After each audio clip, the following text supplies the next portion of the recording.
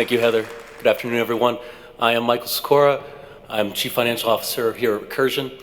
Prior to joining Recursion, scientist by background, after a PhD in physics and mathematics, I became an investor in public and private equities, both in the space of technology as well as biotechnology. A number of years ago, I started to follow and invest in technology-enabled drug discovery. And in meeting Chris and meeting Recursion, saw a company that I felt a calling that pulled me away from my investing world and made me want to join the operating world. I'm very happy to be here with you today and talk about Recursion.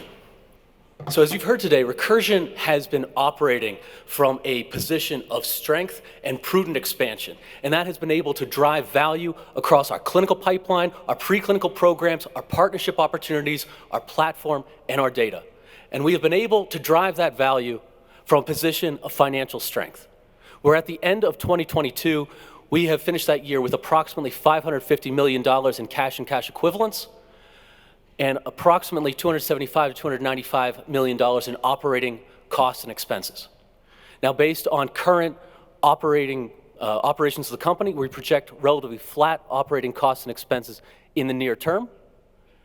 And we also are projecting that for 2022, approximately $30 to $45 million in revenue, with the potential for increased revenue in the near term, with sources from potential partnership option exercises, potential additional partnerships, and continued revenue recognition from existing partnerships.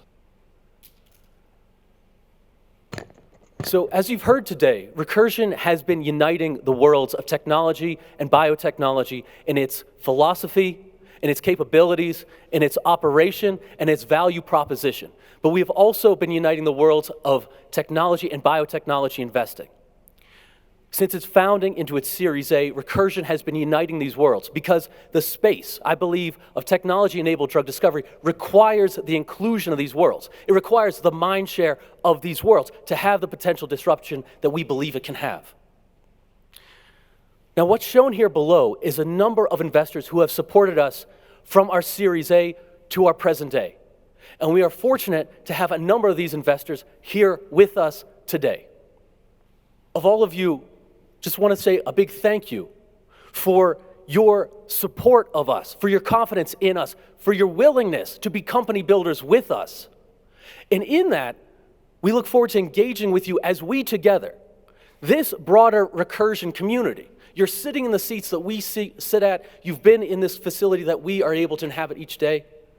We together can push forward this mission together, that mission to decode biology to radically improve lives. So what does it take to make this happen? What does it take to make Recursion happen? Well, we believe it takes a new kind of team, a new kind of culture. We have approximately 500 employees at Recursion, relatively equally split between the life sciences and technology. And right there again, you're seeing that unification where you see it in their employee demographic at Recursion. Now, as you've been here with us, as you've been able to engage with us, as you've heard from our fantastic Recursion leaders, as you've been able to tour our facility, as you've had a chance to experience a bit of what it's like to be a Recursionaut for a day, it is our hope that you've been able to experience some of that culture that we've been talking about, that you've been able to internalize some of those values that you see written around us here, that you've been able to understand some of those founding principles that we believe help drive our value and help enable us to have a positive impact in the communities around us. And that culture to want to unite technology and biotechnology to have that positive impact, that is a choice. That is a deliberate choice that takes effort. And it is also that culture that I believe is one of Recursion's greatest strengths in the advancement of that mission. Now, I'm very happy that you've been able to be here with us today, hear from our fantastic Recursion leaders, been able to engage with our fantastic Recursion leaders. And I believe in them, we have this experience and we have the innovation to continue to lead and define the space of technology-enabled drug discovery. And throughout the rest of today and into the future, I would welcome you always to reach out to us and continue to engage with us together. So as we've walked through today, how we've been driving value through 2022 with respect to our clinical programs, preclinical programs, partnership opportunities, platform, and data, what can we watch for from Recursion with respect to upcoming potential milestones in the near and medium term?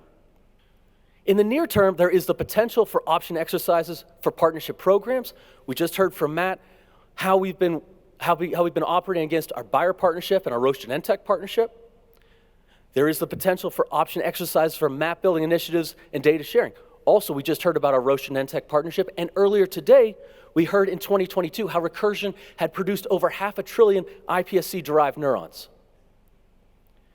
There's the potential for additional partnerships in large intractable areas of biology or technological innovation. Earlier today, Laura had disclosed to us how we disclosed that connection between RBM39 and CDK12 biology. That's finding novel biology that will be of interest, that could be of interest to large pharma partners. And also earlier today, Ben had showcased to us, had revealed to us the RxRx3 data set and the MolRec application. There again, you're seeing a unification of technology and biotechnology at a business model level. We're providing to the public free resources, freemium resources, so the public can get acclimated to how Recursion thinks about drug discovery in the 21st century. As we just heard from Shaf with respect to our clinical trial, our clinical pipeline updates, later this year, you could expect phase 1 clinical trial data for our program in Clostridium difficile colitis. And there's also potential for additional INDs and clinical trial starts, including a phase 1b/2 trial initiation for our program in Axon 1 APC. Lastly, as Recursion operates from this position of strength, there is the potential to consolidate technologies, talent, and assets to accelerate the Recursion OS that you had heard about from Lena and Imran. And it's in that acceleration of that OS that I believe Recursion will continue to define and lead the space of technology-enabled drug discovery. Now, on the medium term, again, as we've talked about our clinical pipeline, there's the potential for multiple POC readouts, where next year, one could see an interim safety analysis for our program in NF2, and one could see top-line data second half of next year for our program in CCM. Furthermore, there is the potential for additional INDs and clinical trial starts. There's the potential for option exercises. For partnership programs, there's the potential for option exercises for map building initiatives and data sharing. And there's the potential for additional partnerships. Lastly, as Recursion focuses on building cycles of learning and iteration, we believe Recursion will move its OS more towards an autonomous map building and navigation operation with digital and microsynthetic chemistry at its core on par with its biology.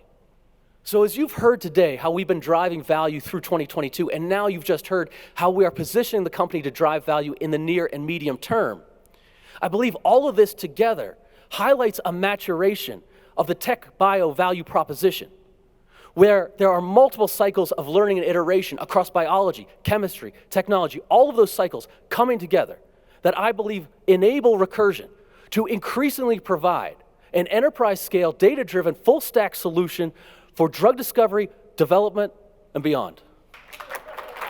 All right.